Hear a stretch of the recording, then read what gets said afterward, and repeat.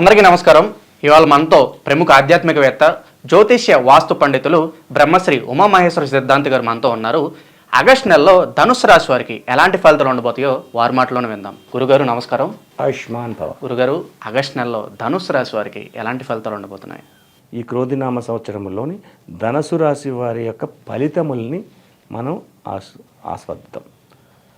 August 2వ తారీఖు నుంచి మనం తీసుకుందాం. ఆరుద్ర నక్షత్రంతో స్టార్ట్ అయింది. ఆరుద్ర నక్షత్రానికి అధిపతి ఎవరు? రాహు అధిపతి.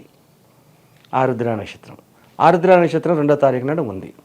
అలాగే హర్షణ యోగం. చాలా బాగా చెప్పవయ్యా, నువ్వు చెప్పింది చాలా బాగుంది సుమా. అబ్బాయి ఇంకేముంది, నువ్వు అన్నీ నిజాలే చెప్తావు అని అంటారు మోకం మీద. పక్కకెళ్ళి పెచ్చనా కొడుకు ఏం చెప్పాడు, సరిగ్గా చెప్పలేదు అని చేత్కరించుకుంటారు. అటువంటి ఫలితాలు ఎందువల్ల ఇటువంటి ఫలితములు వస్తున్నది? వృషభ రాశి యందు గురునితో కలిపి కుజుడు ఉన్నాడు.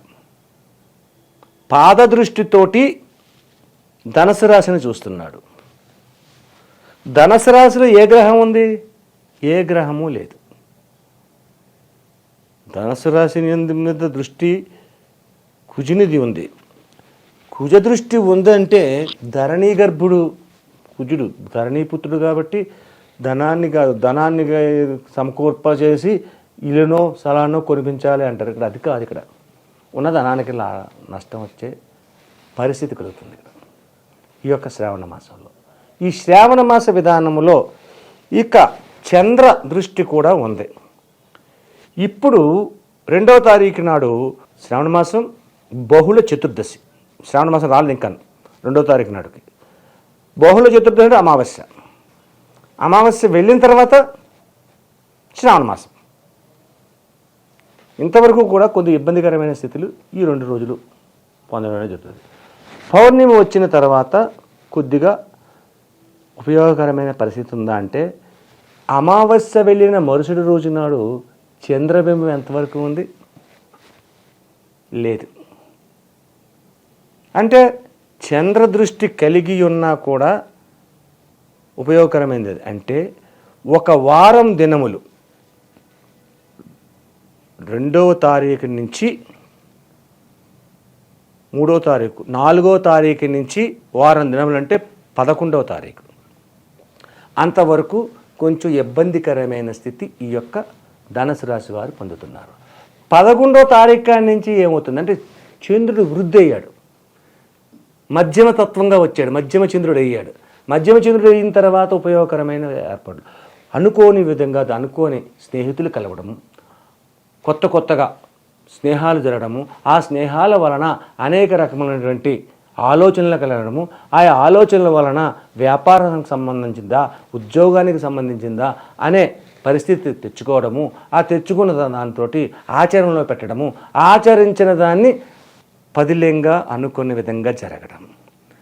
ఎప్పుడైతే పదిలంగా అనుకున్నది జరిగిందో మంచి జరుగుతుంది కదా, నష్టం జరగదు కదా. ఎంతో కొంత మిగులుతుంది. 1,00,000 రూపాయలు రాలేదండి, పోనీ 10,000 వచ్చినాయి. అది రాకపోతే ఏమీ లేదు.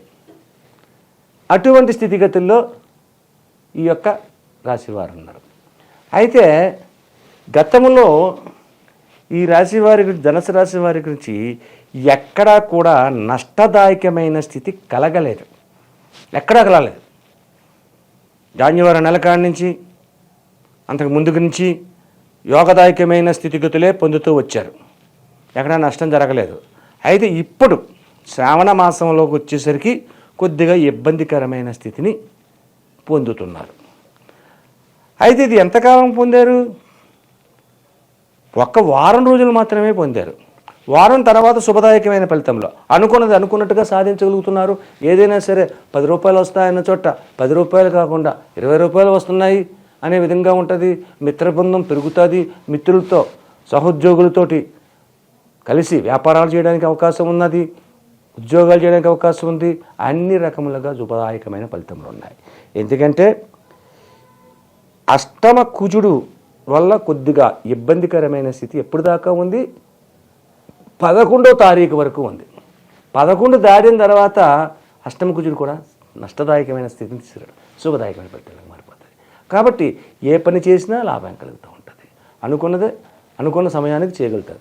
ఎప్పుడైతే మనము తలచిన పనిని తలచిన సమయాన్ని ఆచరించిన సమయాన్ని సమకూలంగా చేయగలుగుతామో విజయవంతమైన విధానంగా ఆ జీవితం సాగుతుంది. ఇది అక్షర సత్యం. కాబట్టి ఈ ధనుసు రాశి వారికి ప్రతి విషయంలో కూడా అనుకూలవంతమైన స్థితిగతులు కలుగుతాయి. అలాగే చంద్రుని దృష్టి, కుజుని దృష్టి మాత్రమే గురు స్థానమైన ధనుసు రాశి మీద ఉంది. ఏ విధమైనటువంటి చెడు గ్రహ దృష్టిలు కూడా లేవు. మంచిదే కదా, మంచి జరగాలి కదా, చెడు జరగడానికి అవకాశమే ఉంది. ఎందుకు జరుగుతుంది? కానీ ముఖ్యముగా ఈ ధనుస్సు రాశి వారు గుర్తుపెట్టుకోవాల్సిన ఒక విషయం ఉంది, చాలా ఇంపార్టెంట్ అయిన విషయం ఇది.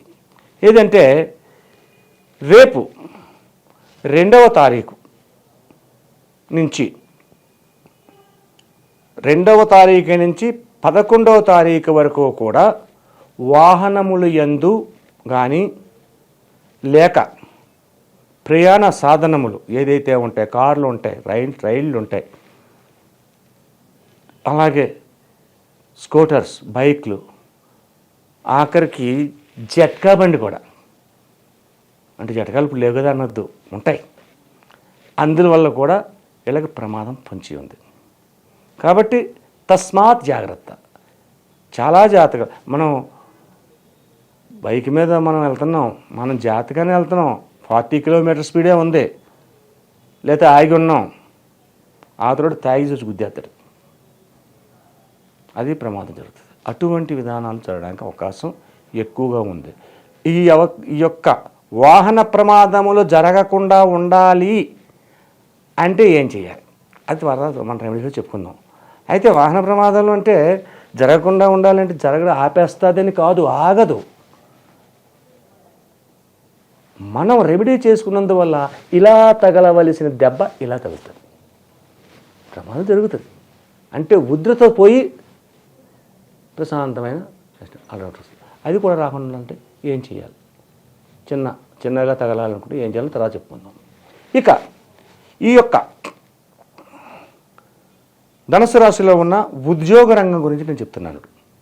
ఉద్యోగ రంగంలో ఉన్న వారికి ఆగస్టు నెలలోని ప్రమోషన్స్ రావడము, మంచి అధికారులతోటి మన్ననలను పొందడము, రాజయోగ్యత పొందడము అనేది సాగుతూ ఉంటుంది.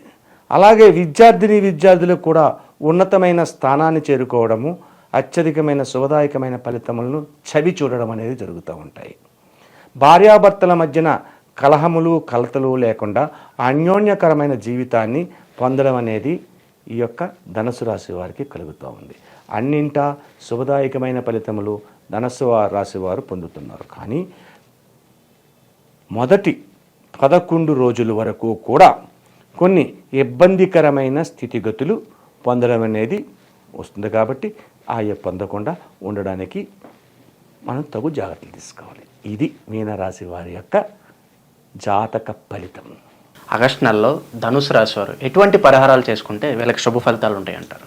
చాలా చక్కని ప్రశ్న వేశావు.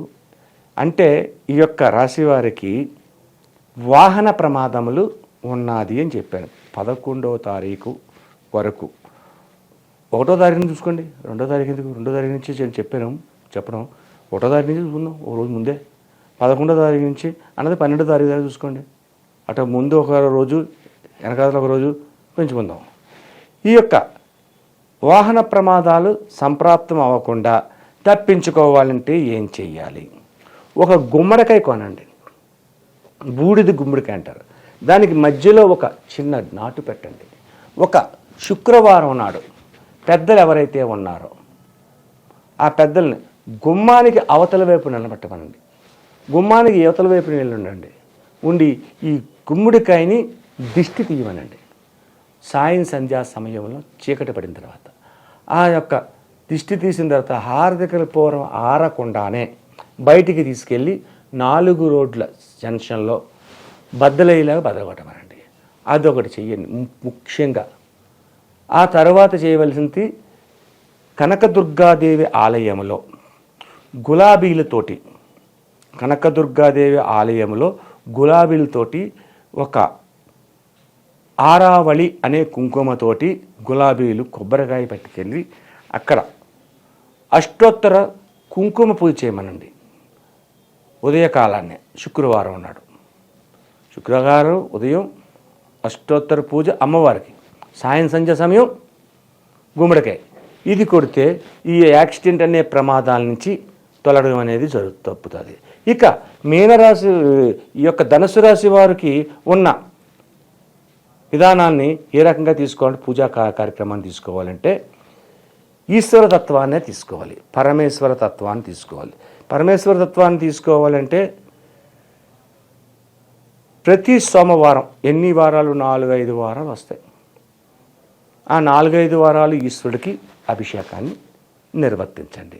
ఆ అభిషేకాన్ని నిర్వర్తించుకుంటే ఆ రోజునాడు ఈశ్వరాభిషేకం చేసిన రోజునాడు ఈ యొక్క రాశివారు సాయం సంధ్యా సమయంలోని ఆలయంలోని దీపాన్ని పెట్టి దీపాన్ని నమస్కరించండి. ఆలయంలో దీపాన్ని పెట్టి దీపాన్ని నమస్కరించండి. ఎప్పుడైతే ఈ రకంగా చేస్తారో ఈ ధనుసు రాశి వారికి ఉన్నత శిఖరాలకు చేరడానికి, ఉన్నతమైన గౌరవ మర్యాదలు పొందడం అనేది జరుగుతుంది. సర్వే జనా సుఖినో భవంతు. వీడియో నచ్చితే లైక్ చేయండి. ఆగస్టు నెలలో ధనుసు రాశి వారికి ఎలాంటి ఫలితాలు ఉంటాయి, అలాగే వారు చేసుకోవాల్సిన పరిహారాల గురించి వివరించినందుకు ధన్యవాదాలు గురుగారు. ఆయుష్మాన్ భవ.